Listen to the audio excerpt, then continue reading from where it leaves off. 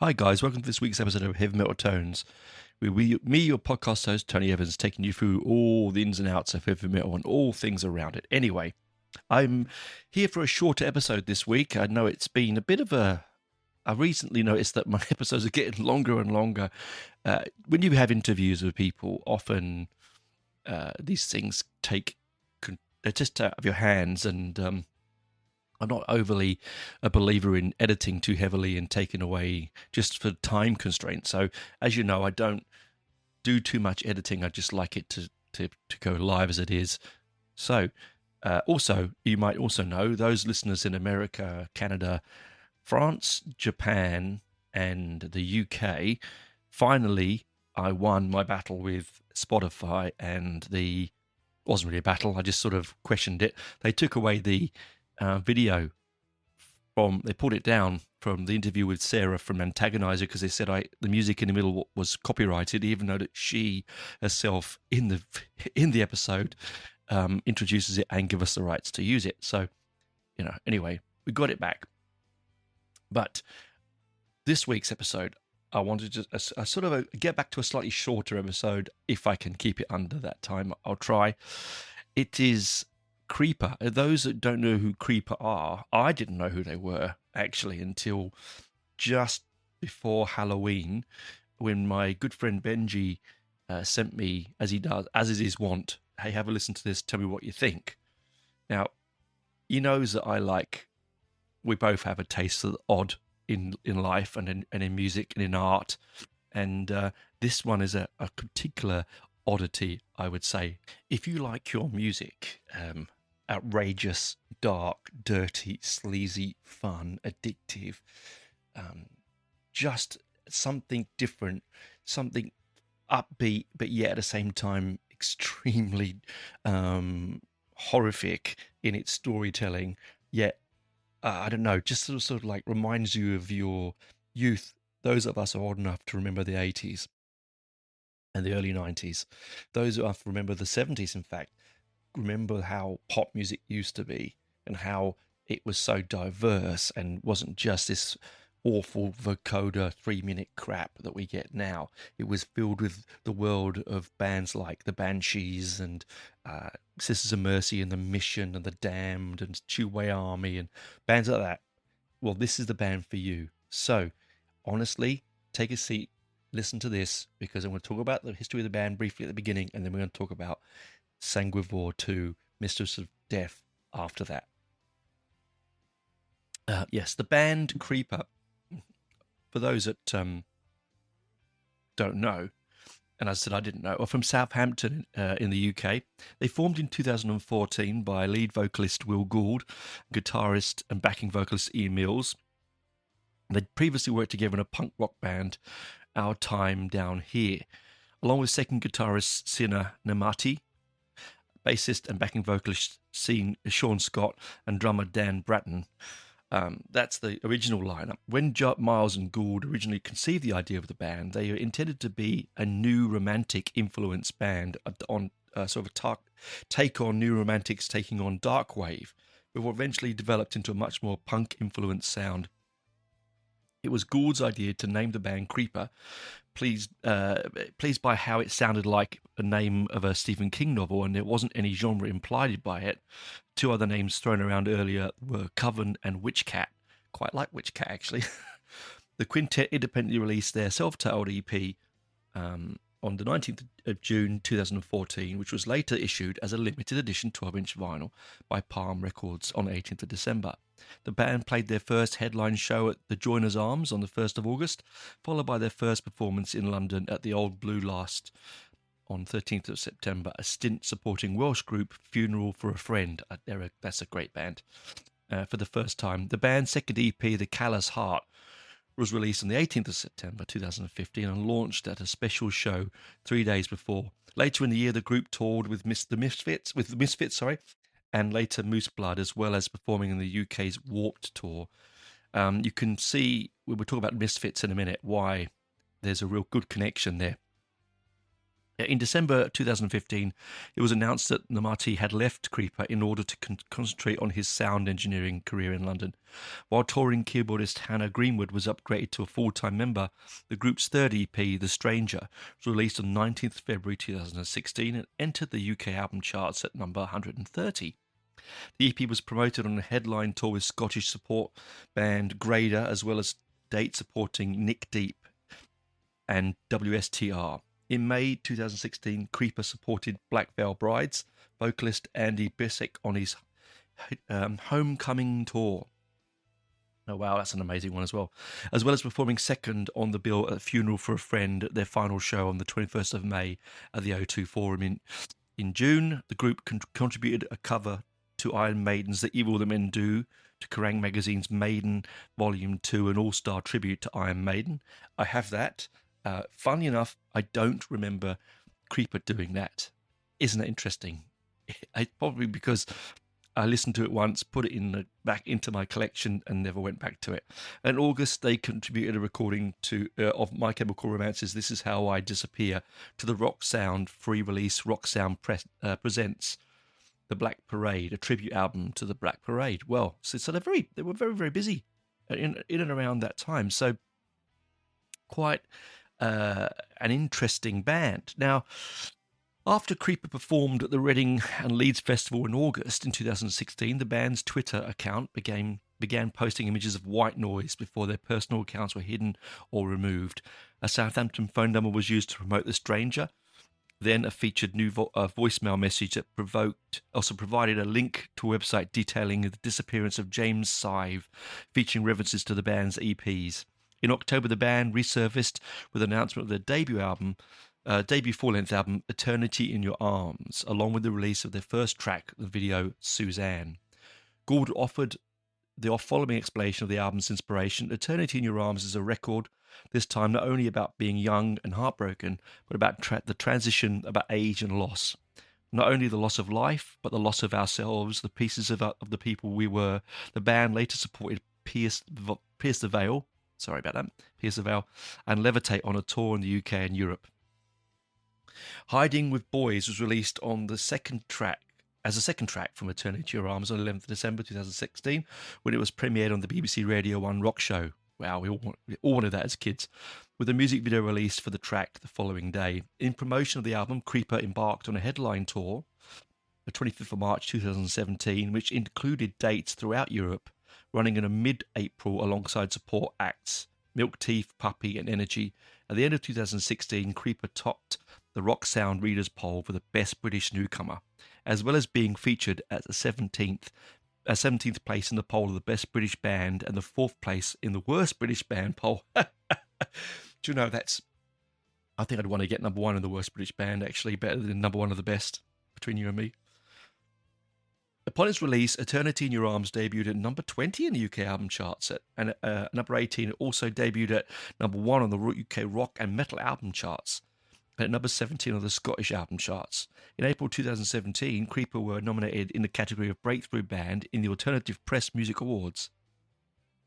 They also nominated in the category of Best UK Band and an Inaugural Heavy Music Awards, and headlined the afterwards ceremony on the 24th of August at the House of Vans in London. The band continued touring throughout the 2017, including their first appearance on the main stage of Download Festival and all the dates of the 2017 Warped Tour.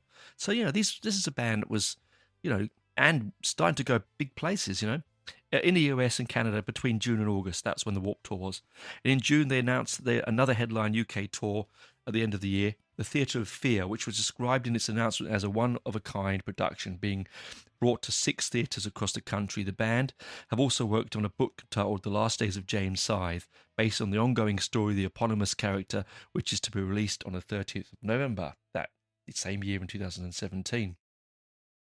So this is their characters, a bit like, if you remember when Iron Maiden had that, they had a play with, for a little while with the character that they would release this character, say, what is he doing, where is it, what's happening, little sort of snippets of information with Benjamin Brieg, if you remember rightly.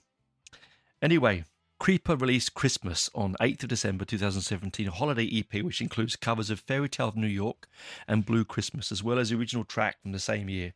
The band supported Neck Deep and All Time Low on a tour following that year. I've actually interviewed the guys from All Time Low. They're very nice guys. And later returned to the festival circuit with performances at 2000 Trees and Reading and Leeds. Reading and Leeds? What am I saying, Reading? It's not the Reading Festival. That's a whole different one. Don't want to get caught in that one. You turn up thinking you're going to rock and suddenly you're reading passages from books. No, the Reading Festival. At their number one, on the 1st of November 2018 gig at London's Coco venue, the band hung up their callous heart jackets, and frontman Will Gould stated that not only is this the last show of this album, but it's the last show we'll ever do. A reference to David Bowie's Hammersmith Apollo gig on the 3rd of July 1973, in which he announced the death of Ziggy Stardust's character. My brother was at that gig, just like to say. The band left the stage and a montage of their career highlights was shown, which ended with the words, "Even eternity ends." While Bowie continued his career after 73, no statement was issued regarding whether or not Creeper would return to the future. So you can see that they are very much a theatrical band. And in a major way. And this is why this new album that we're about to talk about, when we get to it, is so amazing. And then we go from September 2019, Creeper's members began teasing a return of the band online. A few days later, show was announced on the 1st of November 2019, exactly 1 year since their last appearance at the 620 capacity venue 229 in London, under the pseudonym Fugitives of Heaven. The performance included the debut song "Born Cold," which was debuted on the BBC One radio show that same night, and was released as a single on the 3rd of November. In January 2020, it was announced that the band's second studio album would be titled Sex, Death and the Infinite Void. It is a brilliant album, by the way, just want to say. Like Eternity in Your Arms, the album features a central narrative around which the songs are written. In this case, focusing on the story of relationships between protagonists Ro and Annabella, who live in fictional American city called Calvary Hall Falls. Annabella and Cyanide were issued as pre-release singles with accompanying music videos in January and February 2020, respectively. Regarding the break release between releases, Gould explained that the band members had needed a break after the release of their first album and their subsequent success. Now, this is also something that they which also I really enjoy, is the fact that they have a narrative through their albums. And this will come up in this new album. It's a loose concept, but I love a loose concept because I love the way that an album like this takes you on a journey. And this band wants to take you on a journey, which I find rare these days in music. Due to the impact of COVID-19, unfortunately on everyone, Creeper delayed the release of Sex, Death and the Infinite Void from May to July of 2020, as well as pushing back the promotional God Can't Save Us tour until August. The tour was later delayed again to December, postponed again partway through and delayed until March 2022, like everything was back then, with additional shows added. Upon the release of Sex, Death and the Infinite Void, the album debuted at number 5 in the UK, so really good numbers these guys are getting in the album charts, and followed Eternity in Your Arms in topping the UK rock and metal album charts. In September 2020, shortly after the album's release, the band announced that they had parted ways with drummer Dan Bratton, although no explanation was given for his departure. Following a hiatus due to COVID-19 challenges, during which time Gould launched a side project called Salem. I have to check that out. I haven't done that yet. In 2021, Creeper released Midnight and announced a new EP, American Noir, for release in July that year. They also announced that Oliver Burdett had left the band while Jake Fogerty had taken over as drums. American Noir reached number 13 in the UK album charts. During the summer, the band headlined the second stage at Download and performed at a Slam Dunk Festival and Miss Vincent's Laurie Patterson's brought in to perform as second guitarist. At the end of the year and beginning of 2022, the group completed their God Can't Save Us tour following multiple postponements, dating back almost 2 years. In May, the group supported Alice Cooper and the Cult on the UK headlining tour. Now, again, perfect mix that. Alice Cooper and the Cult. You're going to get a massive, when you listen to this new album, vibes of that, including support slots for My Chemical Romance. The band performed at Rise Festival in Newcastle under the name of Weeping Widow, brilliant name, which saw Greenwood singing for the entire set without Gould. The band concluded 2022 with the support dates for Enter Shakiri in Australia in November, preceded by a special one-off headline show dubbed When the Sun Comes at the Roundhouse in London. I didn't even know they were here, but I didn't know who they were until only recently. So if I'd known how good they were, I would have made an effort to go to that gig. Here we go. Here we come to where we're sort of at the moment, because the new album is Sanguivore II, Mistress of Death. There is a sequel, loosely, to Sanguivore, which came out in 2022. After the 4th of November 2020 show, Creeper announced they had signed with Spine Farm Records, again, a really good label. I think some Killing Jokers on that label as well. Released a new single, Ghost Brigade, in March 23. The track was nominated at the Heavy Music Awards as Best Single, while the band nominated in the categories of Best UK Artist and Best UK Live Artist. Cry to Heaven, as a lead single from their third album, Sanguivore, which was released on the 30th of October, was also nominated for Best Single. The album was promoted on 5-date Sacred Blasphemy UK tour in November. Shortly after the album's announcement, Creeper performed live at the Heavy Music Awards, Slam Dunk Festival and Download Festival. The band were featured on a reworked version of Static Dress's song Welcome In, which was released as part of their EP Rouge Carpet Disaster. What a great name. Volume 3, released on October 13th. November 3. I absolutely love that name. Rouge Carpet Disaster. Sanguivore reached number 29 in the UK album charts at the end of the year. Metal Hammer named it their publication's Album of the Year based on votes from its staff writers. And I can see why, actually. In promotion of the release, Creeper completed the 6-date Sacred Blasphemy tour in England and Scotland in early November, followed by the stint supporting Atreyu on the European leg of their We Want Skulls tour, starting later that month. In March 2024, the band completed another run of UK shows dubbed the 12 Days of Night tour, which was followed by a stint supporting Black Veil Brides on the band's Bleeders tour in the US. Ahead of these tours, touring guitarist Laurie Patterson was made an official member of the band. And at a one-off show at Coco in London on May 31st in 2025, Creeper announced their next album would be a sequel to Sanguivore, titled Sanguivore Mistress 2, Mistress of Death. The first single from the album, Headstones, was released on the 6th of June 2025. This was followed by 2 months later by Blood Magic, It's a Ritual, alongside confirmation of an album release for the 31st of October this year. Now that basically is a very wordy history of the band.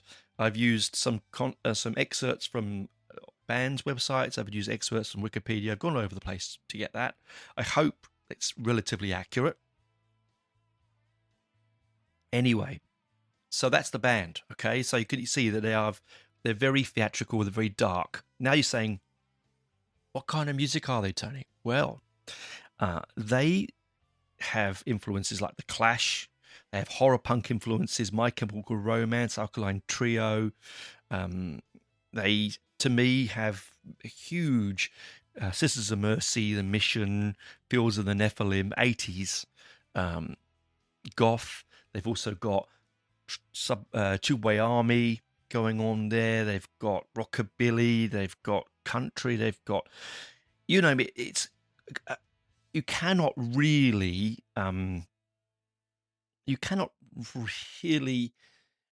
put your finger on what they sound like because it's so diverse. It's so, at one point you're listening to the band and you're thinking, I think this is heavy goth. Then I think this is heavy metal. Then I think this is punk metal. Then I think this is the Misfits. And then I think it's a mix. Like The Damned is a big influence, as you can hear on this as well, on this particular album. But conceptually, they just like to play in the darker areas of our minds and the creative arts. This particular album, a sequel, as we said, to Sanguivore, and the Sanguivore is a name for creatures that live wholly on blood, like leeches and fleas and things like that, vampire bats and so on. It's a story of the sequel to the first album. So the first album is about an old vampire and a young vampire. This one is about a vampire rock band in the 80s being hunted by a ruthless vampire killer. It has, as you would imagine, all the 80s traits you want. It's got sing along vibes, it's got 80s synth pop, it's got that right in that sweet spot, late 80s, early 90s goth that we all love. It's got everything in there. It's so addictive and so hooky that one listen is not enough. It really is like musical heroin, if you know what I mean. Once you've had a bit of it, you can't stop. It's really, really, really an intense album, to say the least, because it's so addictive. Anyway, have a quick break here, because that's 20 minutes of chat, and then we'll come back on the other side and talk about Sanguivore II, Mistress of Death. See you on the other side. Bye for now.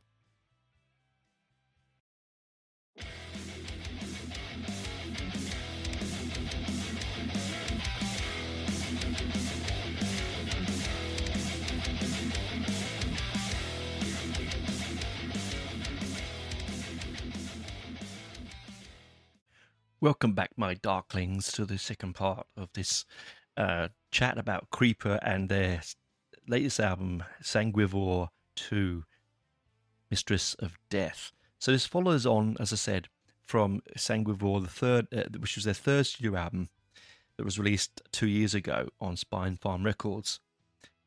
Basically, the concept of the album is vampires. That's it. They're really into their vampire thing at the moment. They're going through that phase. On each album they've produced, and all the bits of music they've produced, have different influences as you listen to it. So not one album is going to sound anything like the other, but you'll hear a underlying bass of the band themselves. But yes, as I said, this it was produced by Tom Dougherty, who also now produces Ghost, and there was a sort of similarity between the sound of this band at the moment and some of the early Ghost albums. Not so much the new stuff, but certainly down in the earlier first 3 albums. It's quite progressive. They do have a progressive feel to them because it is a concept album. But as I said, the first one, it's basically about an old vampire, malevolent vampire. It's a love story between the characters Mercy, a malevolent vampire who was turned at the age of 19, and Spook, an old man who was controlled. He has controlled over for such a long time. It's sort of a love story between those two. So it's quite an interesting concept. The new one, though, the new album is about an 80s rock band on tour being hunted down by a vampire killer, as we talked before. Again, produced by Tom Dougherty. It is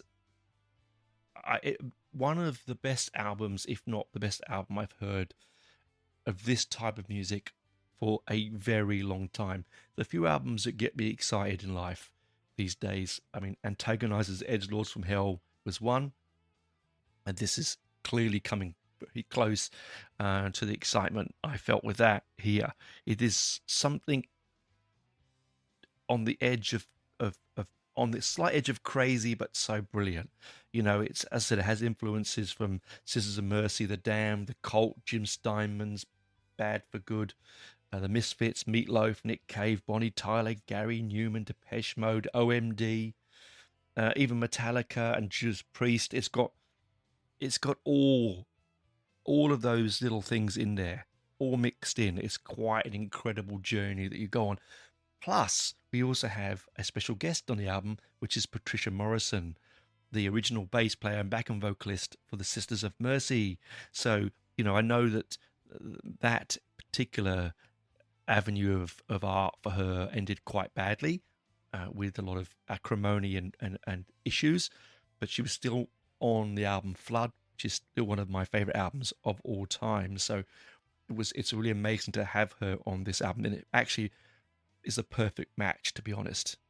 Will Gould says that according to Creeper frontman Will Gould, the album's narrative follows a vampire rock band on their tour soaked in violence and excess. Speaking to Kerrang at the time of the album's announcement, he explained that the record takes place in the 1980s, is about a vampire rock band on tour, and there's someone coming to get them. That's who the Mistress of Death is. Stylistically, Gould noted that the band wanted to make this album sleazier and sexier than its predecessor, with being inspirations including the music of John Steinman and Judas Priest.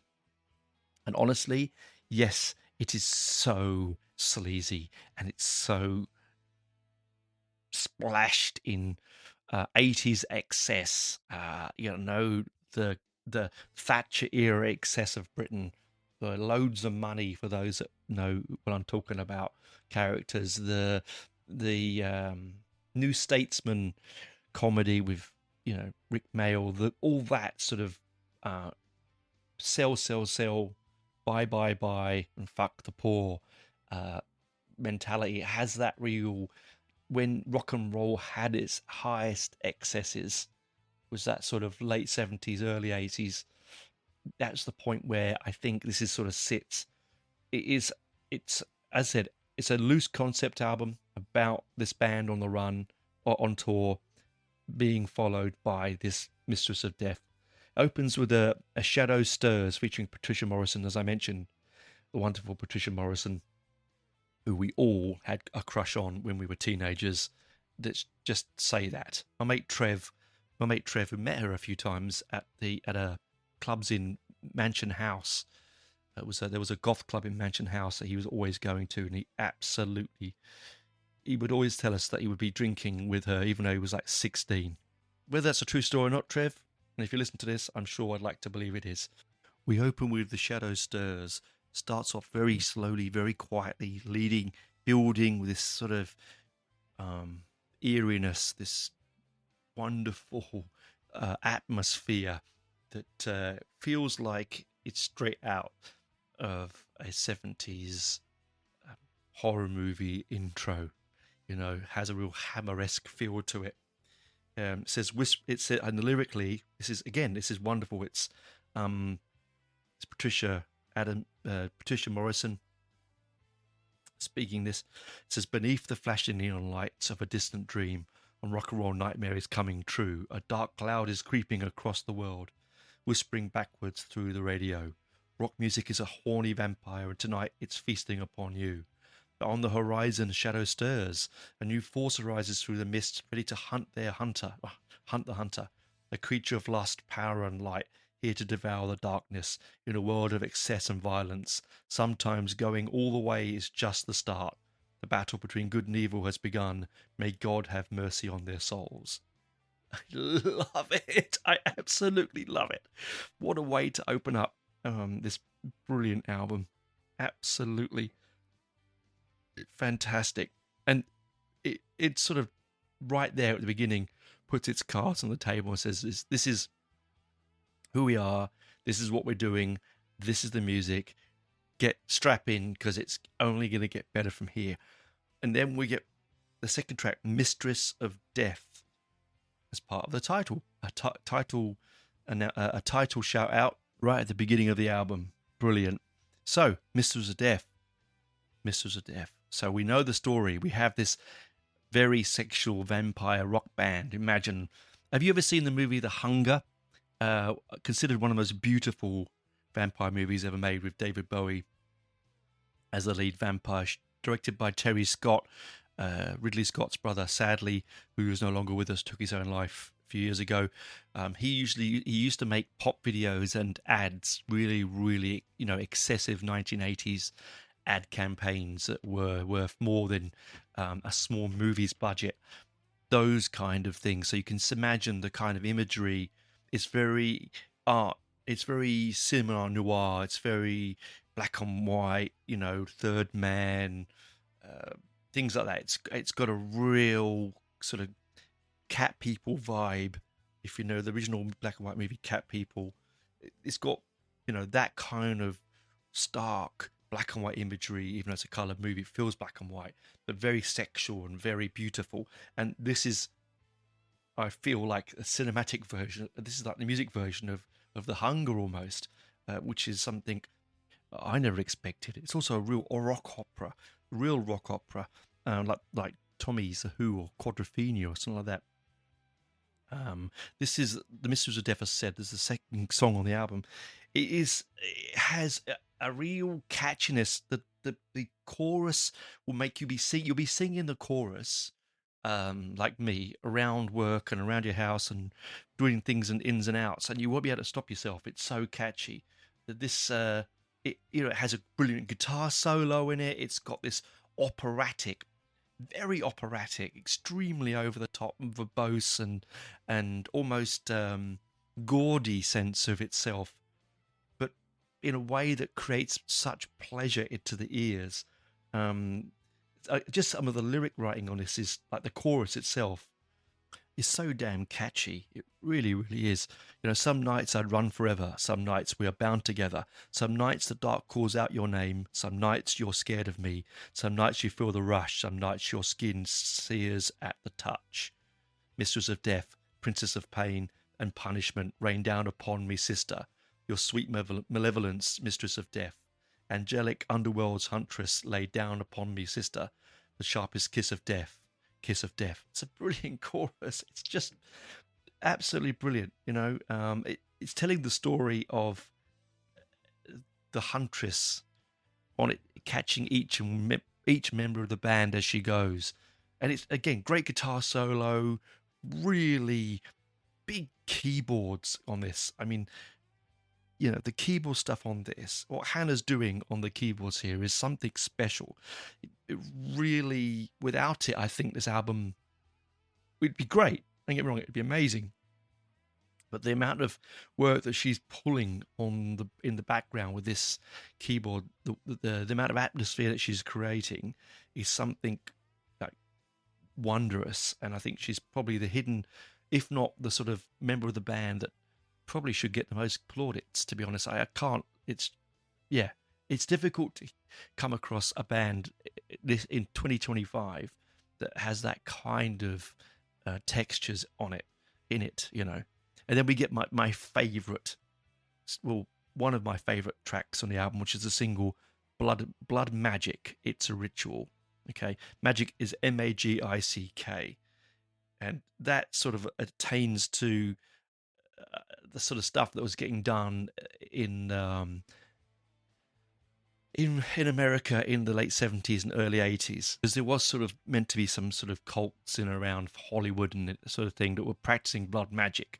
So blood magic is practice of root of blood as a fuel or component of spells. It's what you'd use to create it's using gaming a lot, but it's also blood as fuel, as sacrifice, as manipulation.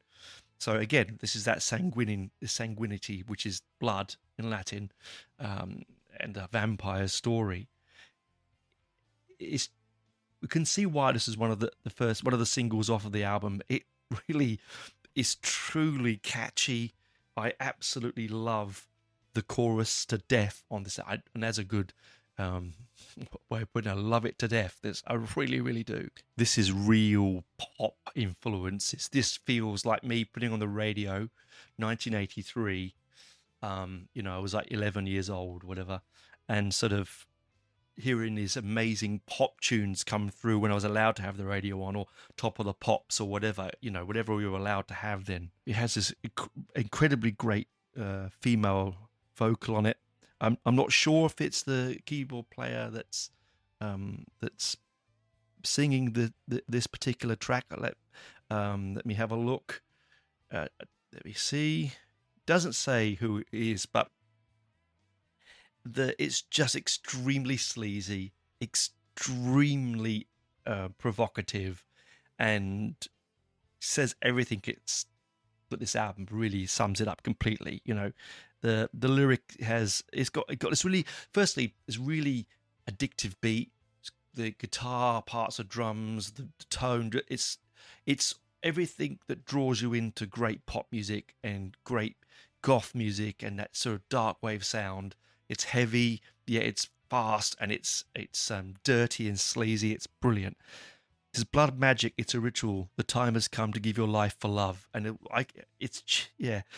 Megan wants to meet her maker. She wants to feel him in her soul, to taste below. And Robin wants to witness death. Death wants to feel him on her chest and on her breast. She whispers, "Oh, Baphomet," and Brittany sits on the laps of the strangers. "Oh, bleed for me." Whitney laughs at the boys in danger.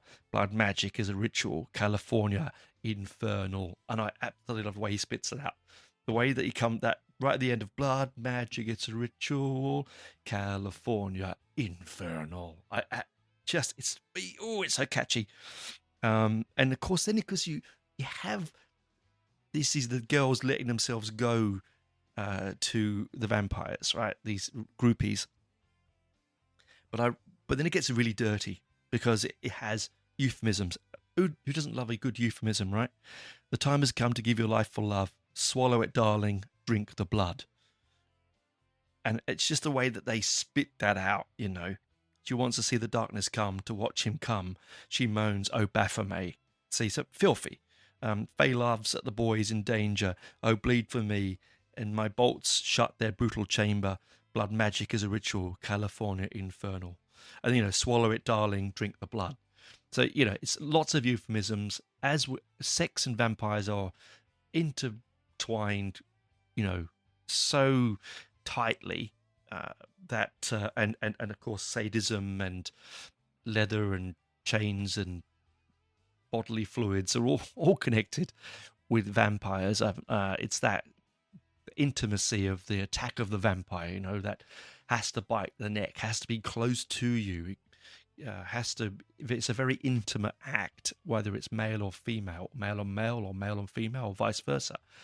And I think that's what makes this track so delicious. Honestly, it's brilliant. And then it gets followed by Headstones. Headstones was a single off of this album, and it again, brilliant artwork. Right, there's a picture for Headstones, which is basically a vampire in sexy underwear, female vampire, about to have her head cut off with an axe. It's I don't know. When I first listened to this song, I didn't know it was Headstones. I actually listened to it and was singing a different lyric, because it's so catchy a chorus that I actually thought I was singing something else. And when I got the lyric, I was, that makes sense. Again, another brilliant catchy single, perfect for a single option off this album. Here, I want to mention for the first time how brilliant Will's vocals are on this particular album, and he's really channeling Sisters of Mercy here. He is channeling Andrew Eldritch to the nth degree. Now, I've seen the Sisters many times, and many times I have watched in awe of this brilliant band and how amazing Andrew was, captivating the audience. And here, Will, not only does he look like Andrew Eldritch from the Flood era Sisters album, like he even looks like he's straight out of the singles off that album. Bring Me This Corrosion. Sorry, he looks like he's straight out of this Corrosion album video. The video for the song. Sorry. Tony, what am I talking about? Bloody blah, blah, blah. Get back on track. Yes. He's just like that, out of that era. And the way that he darkly spits out the opening line, "Spat out of heaven, now we are all hellbound. The church of your love is still burning itself to the ground. Curse on your heart, your stake is in my chest. You're flaccid for life is a lust for your death. So give us headstones." And then the chorus is the way they sing in chorus, "Headstones." It's just brilliant. "Let our bones turn to dust in the fire and the brimstone." I actually thought it was saying hail something. Then I realized they're singing headstones. As I said to you before, I thought I heard something else. I find difficult, I have to be honest with you, understand getting the story out of this album. I know it's about vampires tracked down by this headhunter I'm not sure what headstones have got to do with it. I think there's probably the fact that one of them's been caught, and they're buried. I don't know, or where they're sleeping. I'm not sure. Either way, brilliantly catchy. It's something that the charts have been missing for many, many years. Not that I go looking around the charts these days, because I'm not into the Taylor Swifts of this world and the sort of vocoder auto-tune rubbish that is thrown upon us with naivety.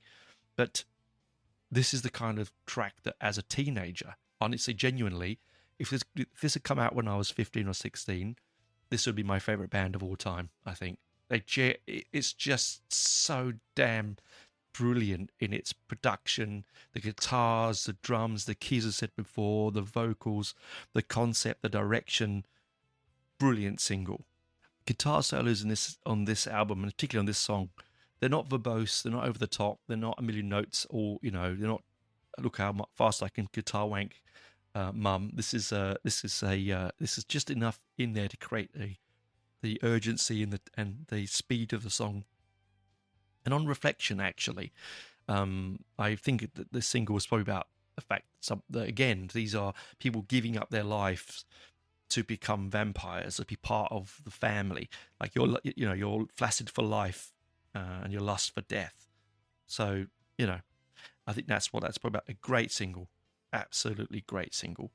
Uh, and then we get Pray for the Night, which comes on the heels of Headstones. Here is the other single off the album, Pray for the Night. Again, it's what was can I say? But it's Sisters of Mercy meets the Misfits meets Tubeway Army. It's beautiful keys going on in the background, creating this wonderful, sensual, fairy tale kind of music. And of course, Will's constant, perfect vocals, where he's midway speaking but singing and really drawing the listener in. Great single. The video is brilliant. It's full of leotarded vampires dancing.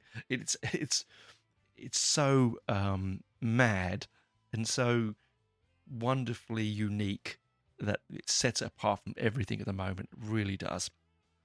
And I love the way it opens up with a very 80s kind of chorus. I've been waiting for a girl like you, been waiting for a girl like you. Pale porcelain skin, oh so cold, cold, a ghost girl under a blood moon. She dominates and she takes complete control. I dream about the way her skin felt dripping every night. She dreams of death and demands a human sacrifice, my sacrifice. And I think that is where we are going to meet the Mistress of Death, where she's been caught. She's caught this vampires. They're obviously in lust for her and want her so much they're willing to spend the night and then lose their eternal their vampirism, to be taken to become dead at last, if you know what I mean. I can't think of the right term for how a vampire wants to die, because they're already dead technically, I suppose. They want to rest and not roam anymore. Your body's a temple, and I am praying for the night with you. Some boys want to be consumed, bled dry, thrown into the fires below. Some just want to be abused. Some serve at the altar and her throne. So clearly, she's caught up with them and going to kill them. It's just another perfect single, another brilliant snapshot of what this album is. And then we have Dreaming in the Dark. Okay, Dreaming in the Dark. Again, these songs are not all very long. They're 3 minutes and 40 seconds max. Longest one is 6:27, the very last track on the album. But that's just because it's closing the story out. They're not long, but they definitely feel like a good length pop song. Daydreaming in the Dark. It's so sing along. It's so lovely and light. It's so like I can't believe this is on this album of story of sleaze and blood and murder and death. It's just like I hate to say it. It sounds like Aha. I've watched a horror movie. It sounds like a bastard connection between Aha and any of those 80s. I can't think of the bands. 80s bands, right? Lots of synth, lots of choral synth, lots of tweaked vocal, yet it's also quite a dark story. A distant thunder rumbles under the pouring rain, poison in the punch bowl, blood into the drain. You murder me gently like Abel and Cain. I see your face in visions calling out her name to me. Thy kingdom come, thy will be done. Can you corrupt a heart by daydreaming in the dark? Oh God. It is. It's it just takes you back to being at high school. Even before then, really, with those kind of those goth album bands, those goth bands that just made great pop music. Susie and the Banshees, The Cure, bands like that that just sort of made listenable music that was also dark and made you think about things that weren't just lollipops and sunshine. There's great lines in this, great lyrics, phantasmagoric romance, serpentine sex, traverse the spaces in between your world and then next. I love it. Oh, brilliant. So she's caught up with them. She is going to kill them. She demands a sacrifice. She gets the sacrifice. Okay. That is the key. She wants their souls to rest and wants to destroy them.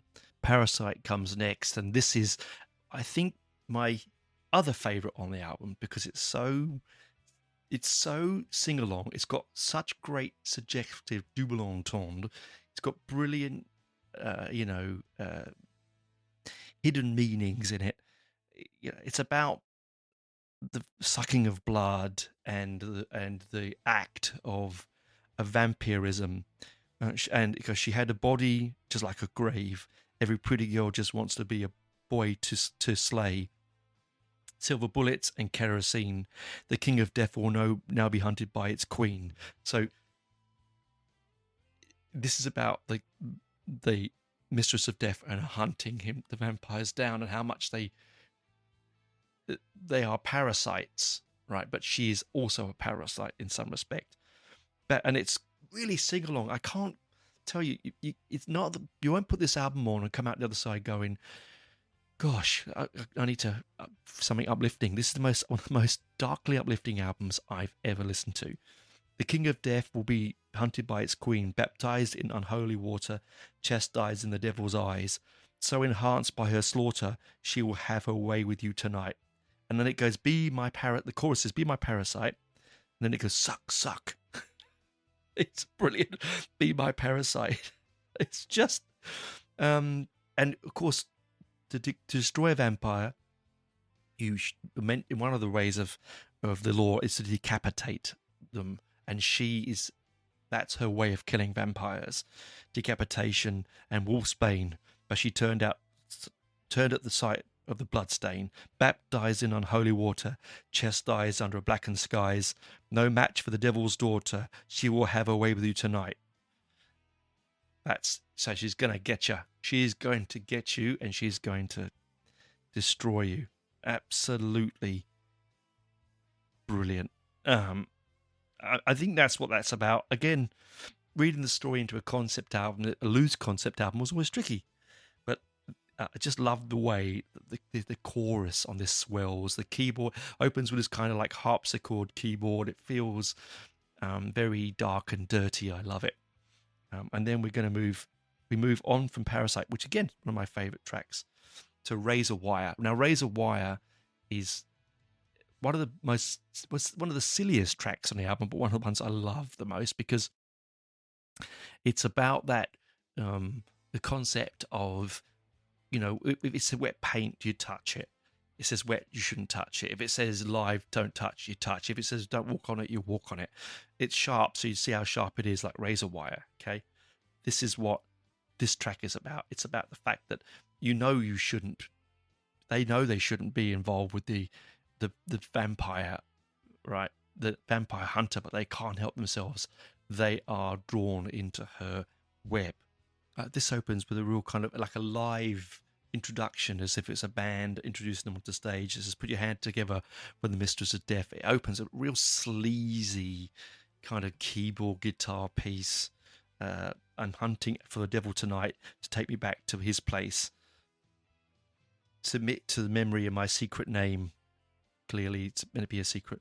Want to him to serve and not to pray. Decapitation is a lifestyle, baby. Come on and give me your head.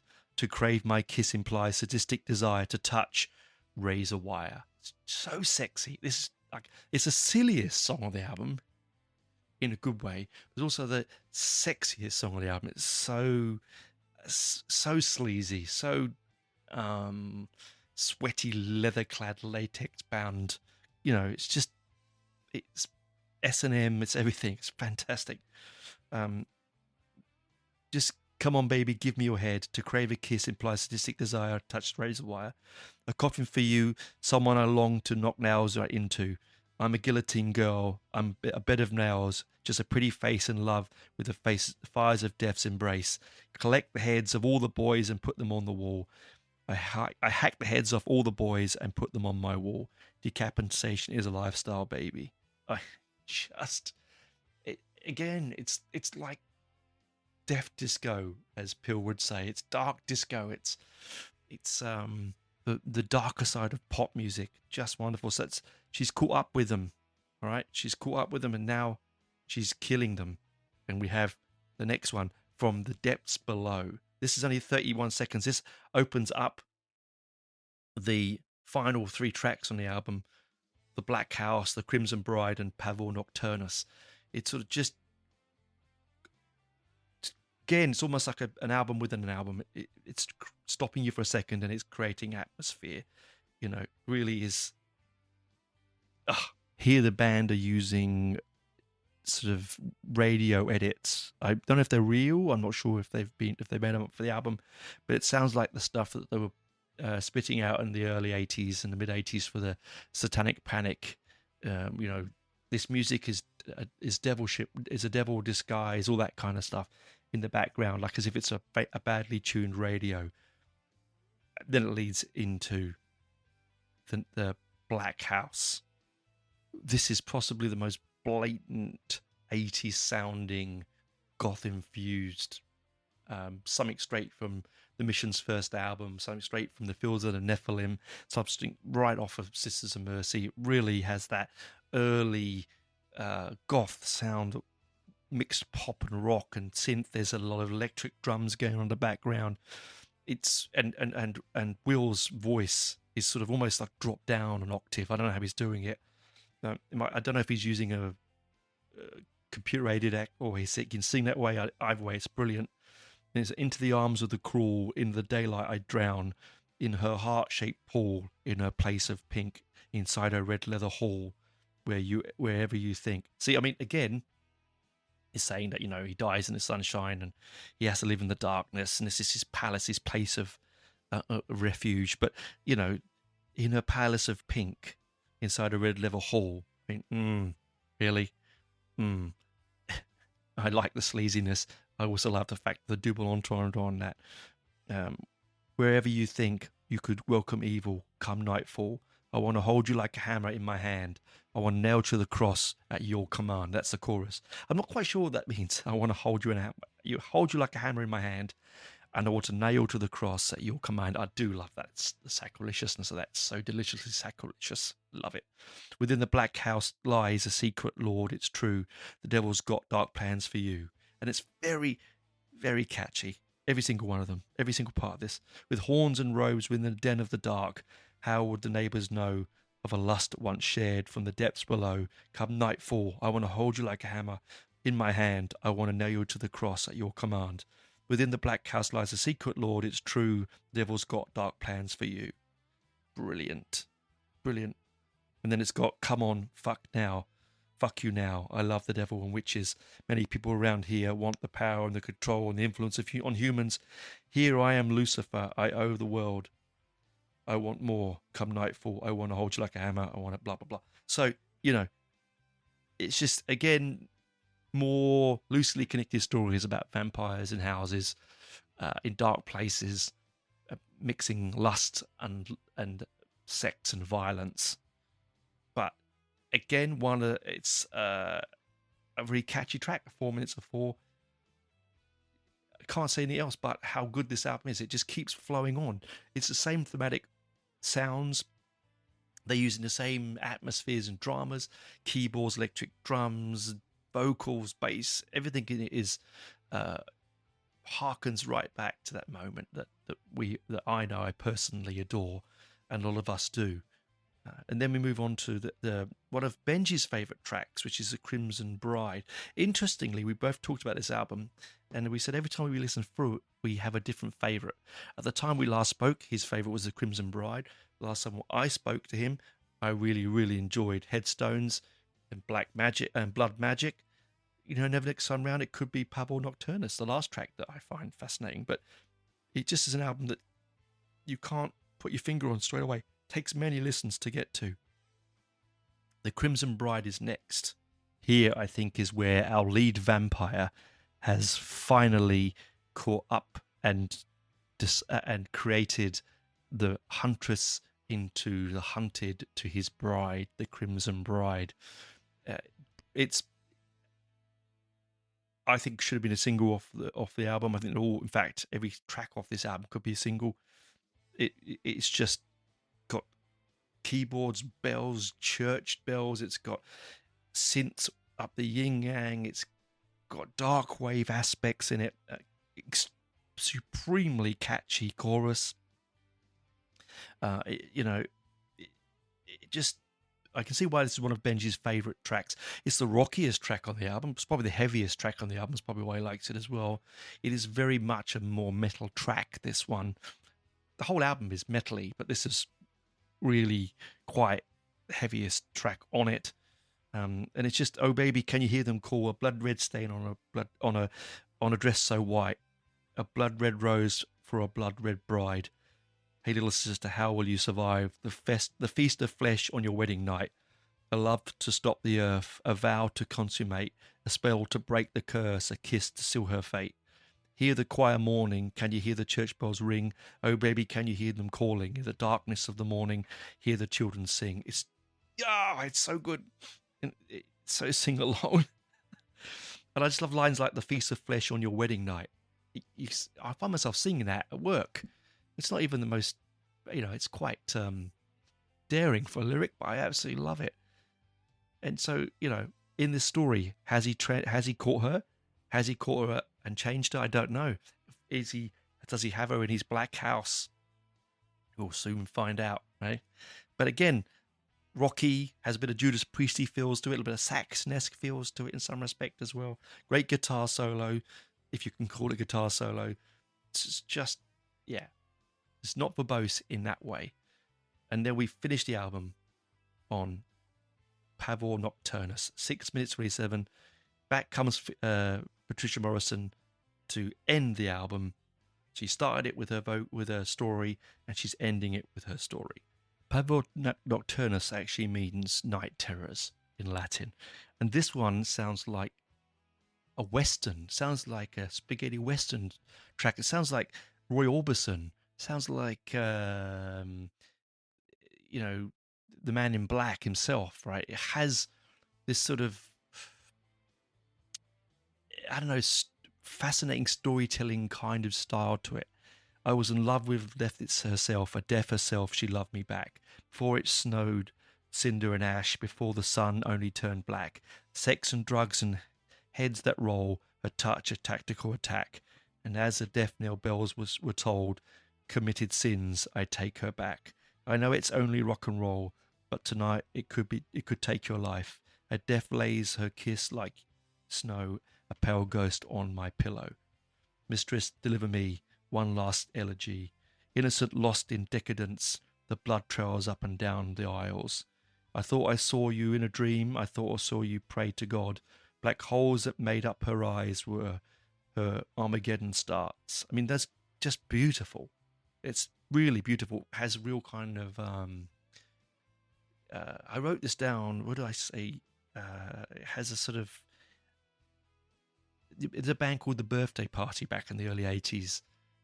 And of course, those that know that band will know that the lead singer of that band is none other than Nick Cave, and it has a real Nick Cavey feel. Again, the whole album does actually.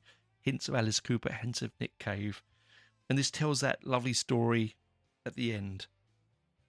Again, I'd need you to listen to it and tell me what you think the story is, because I know it's a vampire story. I know it's loosely connected to things, but I've listened to this album possibly 8, 9 times since its release, maybe more, and I still can't quite grab the story. I know it's got about vampire killer. I get a feeling that she gets turned into a vampire. This one, I'm not sure. I really am not sure. This has all the drama, all the beauty, beautiful keyboard solo in the middle, Patricia's beautiful voice. I mean, she's such a great singer, so underrated, and such a loss to the major music world, which doesn't sing that much anymore. And she sings the beautiful "A Pale Ghost on My Pillow," "Mistress Deliver Me," "One Last Elegy," "Pavor Nocturnus," just lovely. And it finally finishes with the final curtain call falls. Our story is complete. Further than forever, locked away inside a dream. Was it all a dream? Was it all a night terror? We don't know. It was a crazy dream either way, and I come out to the side and I just want to go back and start again. It was just brilliant. I know this has gone over an hour. I was going to try and do it for shorter. I couldn't do it. I really couldn't do it. I can't say what I want to say in 30 minutes. It's impossible. For those that have listened all the way to the end and have got here this far, thank you for listening to this. Please go out and listen to the album. I'll put links below in the show notes. Please, if you can see them live and you get a chance to do so, hopefully we'll get them on the show. I've reached out. We'll see what can happen. Absolutely cracker. Probably my favourite album of the year so far, along with Edgelords from Hell. It's got to be in my top 2. Just a stunning piece of music. It's so different to what you would normally expect me to listen to, I suppose, and what you normally listen to. It's not extreme, it's not aggressive, it's not heavy. It's just beautiful black dark pop at its very, very best. As I said, this was released in the mid-80s. It would be a cult classic and would have sold millions and millions of records. Anyway, enough for me.